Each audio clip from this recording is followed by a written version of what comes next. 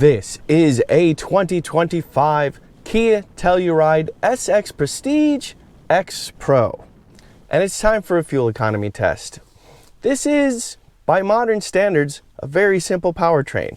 We have a naturally aspirated 3.8 liter V6, we have an 8-speed automatic transmission, and we have all-wheel drive. But because it's the X Pro, we do also have all-terrain tires, and those tend to have a harder time to get good fuel economy numbers. So it'll be interesting to see if this Telluride can meet or even possibly exceed the 23 miles to the gallon on the highway, which is what I'm about to test. I'm going to test it at two different speeds, 65 miles an hour and 75 miles an hour. I am going to use the trip computer to calculate miles per gallon for two reasons. Generally, I do find them to be accurate. And secondly, I really like having a precise difference between the two different speeds, 65 and 75 miles an hour. So first, let me restart the car and reset the trip computer. Using this button right here, I already got to the trip info, but you can scroll and get different options. And when you get to trip, you can use this toggle right here and scroll up and down. I'm using accumulated info so that it will only change when I tell it to. And reset, all I have to do is hold that same dial down, and it's reset. Weather in Michigan is pretty good right now. Overcast skies, but only 69 degrees, and I didn't feel or see much of any wind. So, let's see what we get.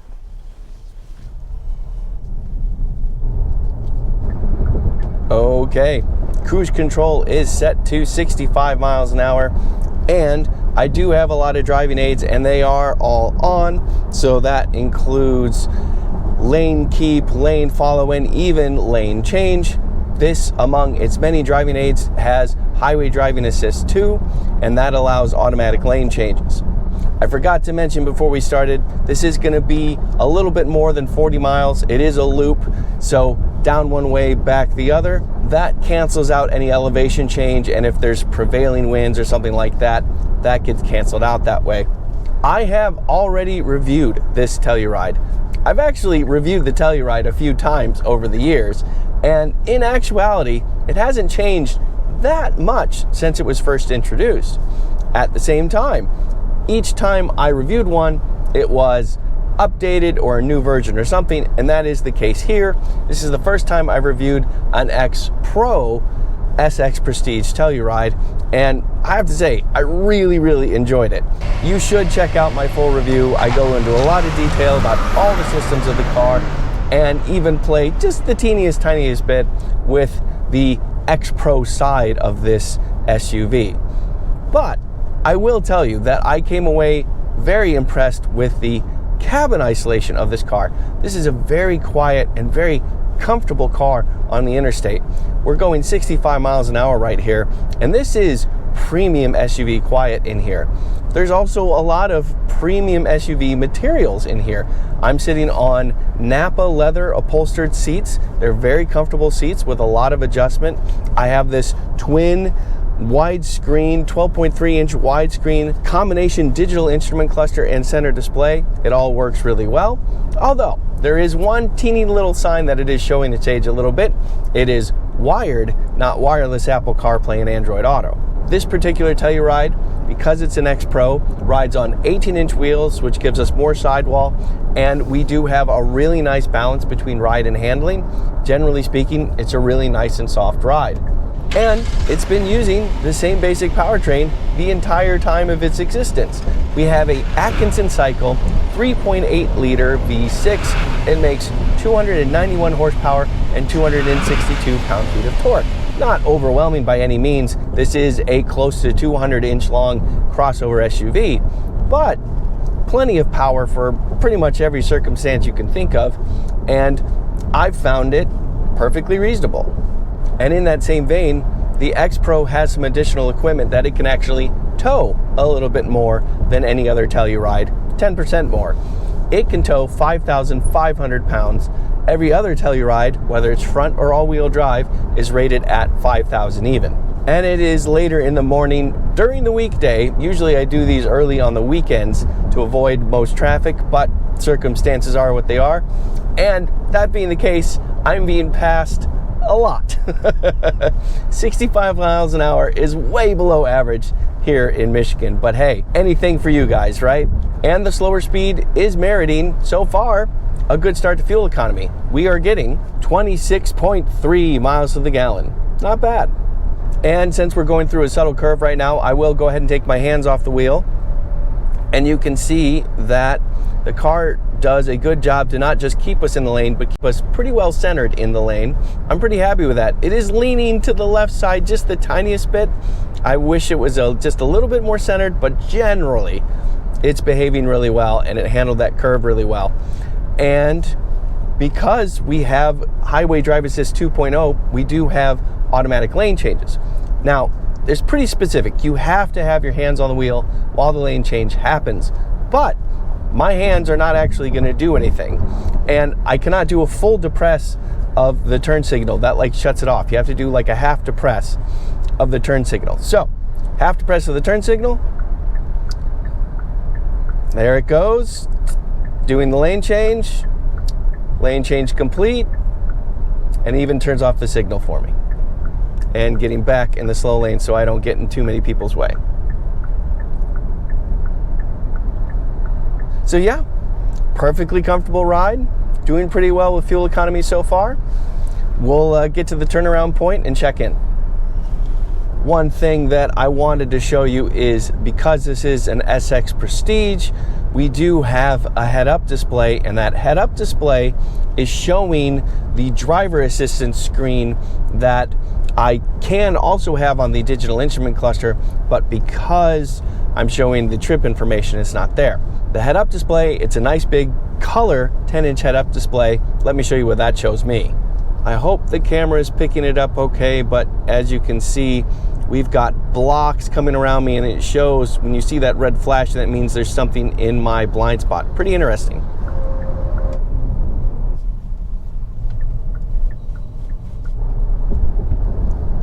And we are officially more than halfway done with the 65-mile-an-hour leg of the trip, and fuel economy is currently at 26.5 miles per gallon. I did see it as high as 27.5 on the leg, so we'll see what we get going on the way back.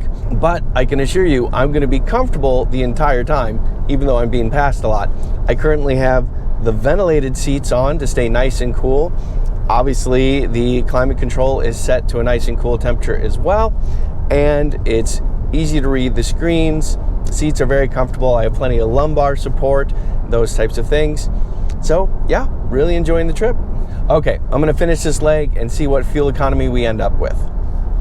One thing I forgot to mention earlier, at 65 miles an hour, the V6 is churning along at just 1800 RPM, so it's very quiet, very much in the background. Appreciate that.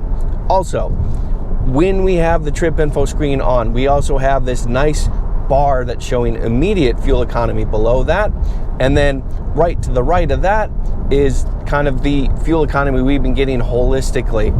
This is a car that gets driven by a lot of heavy right-footed people, but it's improved since we've started this trip. So let me show you those things. As you can see, we're up to 27.5 miles per gallon, and then below that we have that purple horizontal bar going across.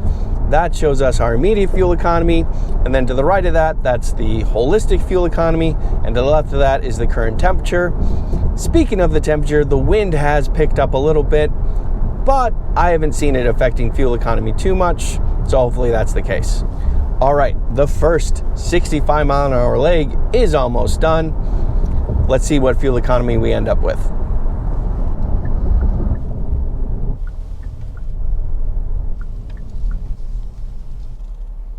All right, 44 minutes later, we have completed 44.1 miles and achieved 27.6 miles to the gallon. Let me show you. Okay, in the time I first announced it and when I got my other camera going to show you, it dropped to 27.5 miles to the gallon. Still 4 miles to the gallon, 4.5 miles to the gallon, better than the advertised EPA number. But again, this is at 65 miles an hour.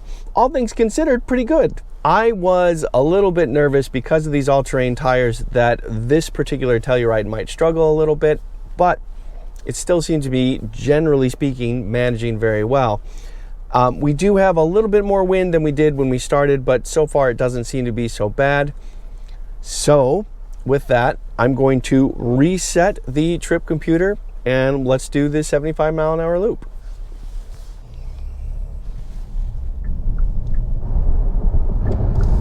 Okay, cruise control is now set to 75 miles an hour, and at that speed we're at like 2050 RPM, just above 2000 RPM for the speeds.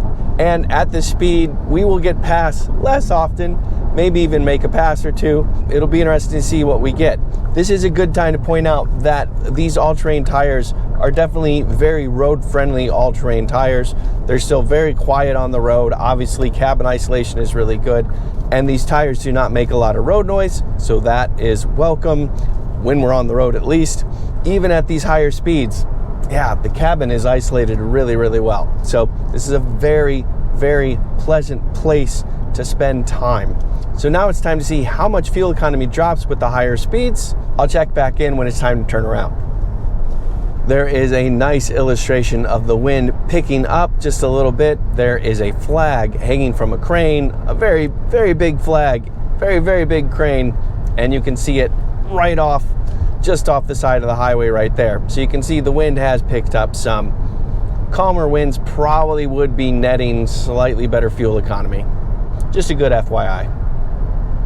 Also, despite that, we are doing pretty well. 75 miles an hour, and we're getting 23.7 miles to the gallon. Not bad.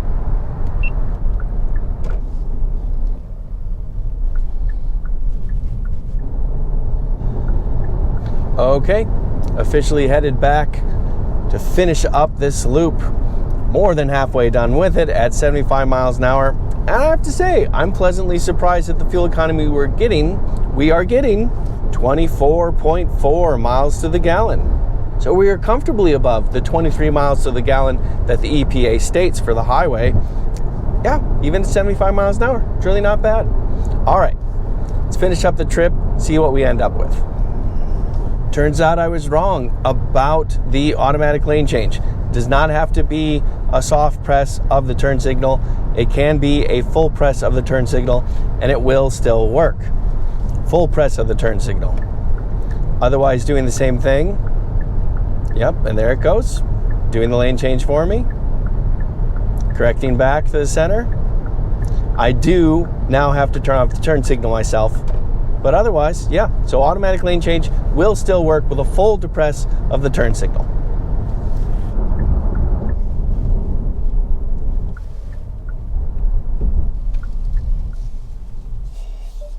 All right, the trip is complete. We did 44 miles in 39 minutes and achieved 24.6 miles to the gallon. Let me show you. There you go. 24.6 miles to the gallon. Yeah, really pretty darn good considering the higher speed, considering what we had going 65 miles an hour. It dropped less than I expected. And more importantly, this was an incredibly comfortable driving experience while I was doing the test. You know, did just under 90 miles in total and really feel fresh, comfortable, very happy. Lots of lumbar support, plenty cool in here even though it's the middle of the summer. Nice and quiet, nice, just pleasant place to be. So there are SUVs this size that will get better fuel economy. We have hybrid options, plug-in hybrid options, and even EV options of SUVs this size. But I have to say, when it comes to the combination of price, luxury, simplicity, and still pretty solid fuel economy numbers, you know, this really does make a case for itself. It just shows that Kia just built a really solid all-rounder in the Telluride, and it makes sense that they haven't changed it that much since it came out because they did such a good job with it. Here we are, 2025, and I'm still thoroughly impressed by this thing. I'm Robin Warner. Thank you very much for watching.